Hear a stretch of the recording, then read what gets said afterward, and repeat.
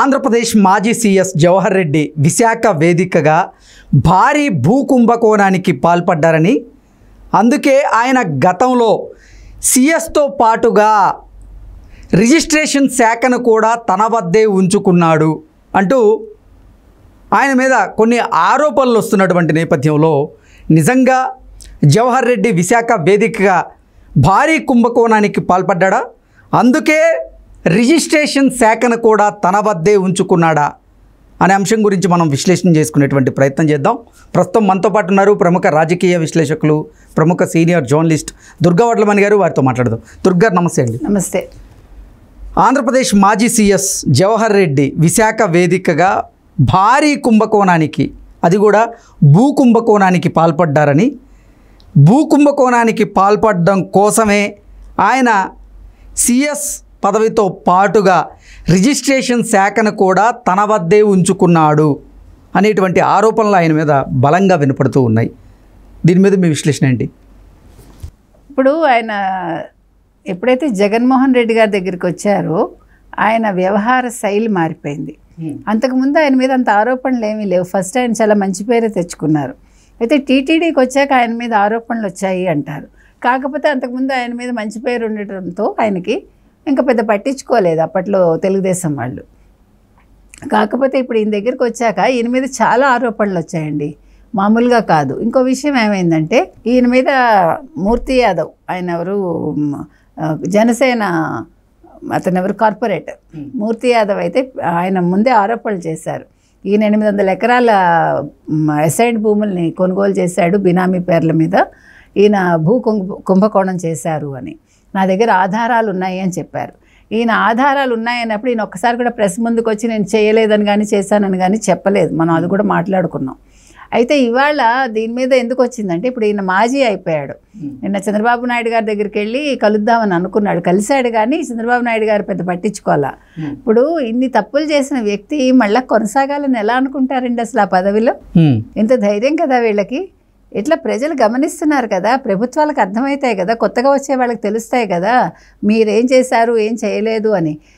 అందులో అసలు మనకి ఎంత గుర్తుంది, 2 నెలల పాటు అవ్వాతాతలకి పెన్షన్ విషయంలో ఎండలో వాళ్ళని నిల్చోబెట్టి, అంటే జగన్మోహన్ రెడ్డికి మంచి చేయటానికి.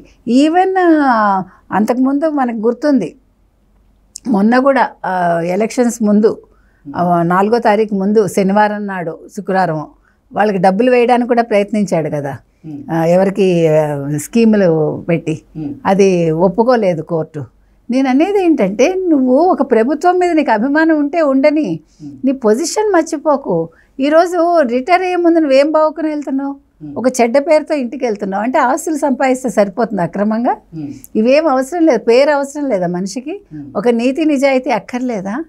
ఆయన చూస్తే ఆశ్చర్యంగా ఉందండి. ఒక సీఎస్ హోదాలోకి వెళ్ళి నువ్వు అసలు నిజంగా సీఎస్గా కూడా ఆయన పనికిరాడు. కాకపోతే ఏంటంటే జగన్మోహన్ రెడ్డికి నచ్చింది కాబట్టి రెడ్డి అనే ఒక ట్యాగ్ లైన్ ఉంది కాబట్టి తీసుకున్నాడు ఆయన, అంటే తనకంటే సీనియర్స్ని కాదని. కాబట్టి నువ్వు ఎలా చేయాలి అసలు? 800 ఎకరాల కుంభకోణం ఏంటండి అది? జీవో 596 తీసుకొచ్చి అసైన్డ్ భూములనేమో ఇది చేసి ఈయన కరెక్ట్గా ఒక 3-4 నెలల క్రితమే ఈ స్టాంప్స్ అండ్ రిజిస్ట్రేషన్ శాఖ కూడా రెవెన్యూ నుంచి తీసుకున్నాడు. అంటే సీఎస్ బాధ్యతలే కాకుండా నీకు సీఎస్ బాధ్యతలే చాలా ఎక్కువ ఉంటాయి. అలాంటిది ఎలా తీసుకున్నావు అంటే నువ్వు ఆలోచించుకుని దూరదృష్టితో మళ్ళీ నెక్స్ట్ మన ప్రభుత్వం వచ్చేస్తుంది, 3 నెలల్లో మనం అన్ని భూములు రాయించేసుకుందామని చెప్తావా? మూర్తి యాదవ్ 3 పేర్లు కూడా ఇచ్చాడు, అందులో ఈయన కుటుంబ సభ్యుడి పేరు కూడా ఉందిట. నేను అనేది ఏంటంటే మీరు మీ ఉద్యోగాన్ని సక్రమంగా నిర్వర్తించండి. ఐఏఎస్లు ఐపీఎస్లు ఇట్లా చేయటం కాదు. ఈ యాక్చువల్గా మీరు చూసినట్టయితే గతంలో ఎవరికి కూడా ఇట్లాంటి చెడ్డ పేర్లు వచ్చింది మనం చూడలేదు. ఈవెన్ రాజశేఖర రెడ్డి గారి హయాంలో ఒక ఈ జగన్మోహన్ రెడ్డి వచ్చాకే వాళ్ళు ఏంటి అనేది మర్చిపోయారు ప్రతి ఒక్కళ్ళు. ఈవెన్ మంత్రులు కూడా ఈరోజు అనుభవిస్తున్నారు కదండి. వైఎస్ జగన్మోహన్ రెడ్డి హయాంలో మంత్రులుగా ఉన్న వాళ్ళందరూ ఈరోజు మాజీ మంత్రులందరూ ఏడుస్తున్నారా లేదా? ఇవన్నీ మేము అన్యాయం అయిపోయాము, మాకు తెలియలేదు, ఇట్లా జరిగింది అని అంటే అప్పుడు ఒళ్ళుపై తెలియకుండా వాళ్ళు నోర్లు పడేసుకుని ప్రజలు నోరు మూసుకుని ఓట్లు వేస్తారు అనుకున్నారు. ప్రజలు నిశ్శబ్దంగా ఓటేశారు. ఆ నిశ్శబ్ద ఓటు ఎవరికి వెళ్ళిందో వాళ్ళకి అర్థం కాల, అర్థం అవ్వాల్సిన వాళ్ళకి అయ్యిందనుకోండి. నేను అనేది సీఎస్ జవహర్ లాంటి వాళ్ళు ఆలోచించుకోవాలండి ఇలాంటి అక్రమాలు చేసేటప్పుడు. నువ్వు చేయకపోతే చేయలేదని చెప్పు దమ్ముంటే. చేశాను ఒప్పుకో, ఏదీ లేకుండా మళ్ళీ నిన్న వెళ్ళి మళ్ళీ సీఎస్గా నేను మళ్ళీ కొనసాగుతానని అనుకోవటం అనేది చాలా చిత్రంగా ఉంది మనకైతే.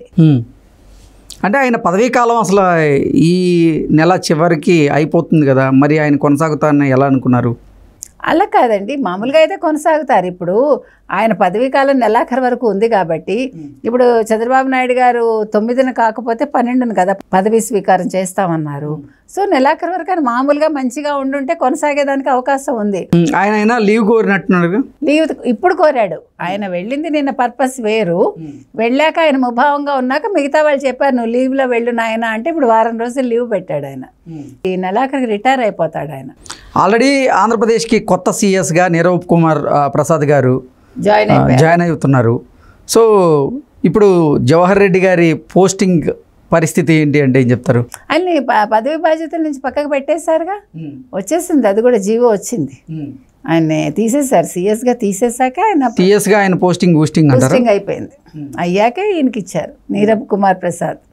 కాబట్టి నీరబ్ కుమార్ శాఖలకి వేసే అవకాశం ఉంది. ఆయన ఇంకేమి ఇవ్వరండి పోస్టింగ్ మనకి తెలిసి. సాధారణంగా పరిపాలన ఉంచేస్తారో లేకపోతే ఇది మెయిన్ దీనికి వెళ్ళమంటారు మనకు తెలీదు.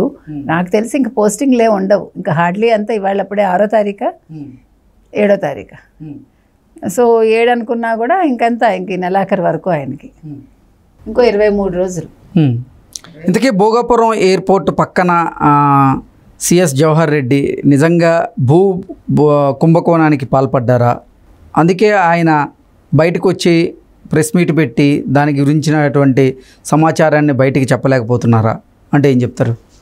మీరు చూసారంటే జగన్మోహన్ రెడ్డి గారి హయాంలో మంత్రులు కావచ్చు, ఇలాంటి అంటే పదవిలో ఉండే పెద్దలు కావచ్చు, తప్పులు చేస్తే వాళ్ళు బయటికి రావట్లేదండి. వాళ్ళు ఎదరవాళ్ళని తిట్టడానికో లేకపోతే ఏదన్నా పనికిమాలిన విషయాలు మాట్లాడటానికో ప్రెస్ ముందుకు వస్తారు. జవహర్ రెడ్డి అయితే రాలేదు, రారు కూడా. ఇప్పుడు ఈ 23 రోజులు అయిపోతే మరి ఆయన పరిస్థితి ఏంటి? ఇప్పుడు దీని మీద మూర్తి యాదవ్ చెప్పిన దాని మీద ఒకవేళ నిజంగా చర్యలు తీసుకుంటే ఈయన జైలుకి వెళ్తారా మనకు తెలీదు. ఏది ఏమైనా జవహర్ రెడ్డి లాస్ట్ మినిట్లో చెడ్డ పనులు చేసుకున్నాడు. కామ్గా ఉండుంటే ఆయన నెలాఖరు వరకు చక్కగా పదవిలో ఉండేవారు, మర్యాదగా ఒక మంచి పేరుతోటి ఇంటికి వెళ్ళి ఉండేవాడు ఆయన. ఇప్పుడు పదవి పోయింది, ఆరోపణలు ఎదుర్కొంటున్నారు. ఇది ఎంతవరకు వెళ్తుందో చూడాలి. ఎందుకంటే ఈసారి తెలుగుదేశం పార్టీ ఎవరిని కూడా స్పేర్ చేయనని చెప్పింది తప్పులు చేసిన వాళ్ళని. డైరెక్ట్గా వాళ్ళు చేయక్కర్లే, కోర్టులు వాళ్ళ పని వాళ్ళు చేసుకుంటాయి. కాబట్టి కోర్టు పరిధిలోకి వెళ్తాయి ఇవన్నీ కూడా. చంద్రబాబు నాయుడు గారు చెప్పేశారు, మీరు గతంలో లాగా నేను ఉండను, నన్ను అందరూ తిడుతున్నారు, మీరు మారటం లేదని. కాబట్టి నేను ఎవరిని అంటే బ్యూరోక్రాట్స్ని విశ్వసించను అన్నాడు ఆయన. ఆయన గతంలో చేసిన తప్పిదం అది. ఎప్పుడంటే 2004కు ముందు ఆయన ఆ టర్మ్లో బ్యూరోక్రాట్స్ని నమ్ముకున్నారు ఆయన. దానివల్ల నష్టపోయి పదవిలోకి రాలేదు 2004 to 2009. కాబట్టి ఆ తప్పిదం ఇప్పుడు చేయనని చెప్పాడు ఆయన. కాబట్టి ఈసారి మాత్రం చంద్రబాబు నాయుడు గారు ఊరుకోరు. అంటే చట్టం తన పని తాను చేసుకెళ్తుంది. అది ఎవరిని కూడా స్పేర్ చేయరు. సర్లే ఏదో తప్పు చేశారని వదిలే ప్రసక్తి లేదు. అందులో 800 ఎకరాలు గిరిజన భూములు ఆయన అలా తీసుకున్నాడంటే సిగ్గుపడాలి. ఏం చేసుకుంటాడు ఆయన? 800 ఎకరాలా? ఎవరికి అది? బినామీలు ఎంతమంది? అందులో ఎంతమంది వైఎస్ఆర్సీపీ నాయకులు ఉన్నారు? జగన్మోహన్ రెడ్డి పేరు కూడా ఉందా చూడాలి మనం. ఇప్పుడు బొత్స కుటుంబం ఎలాగండి దోచుకుంది?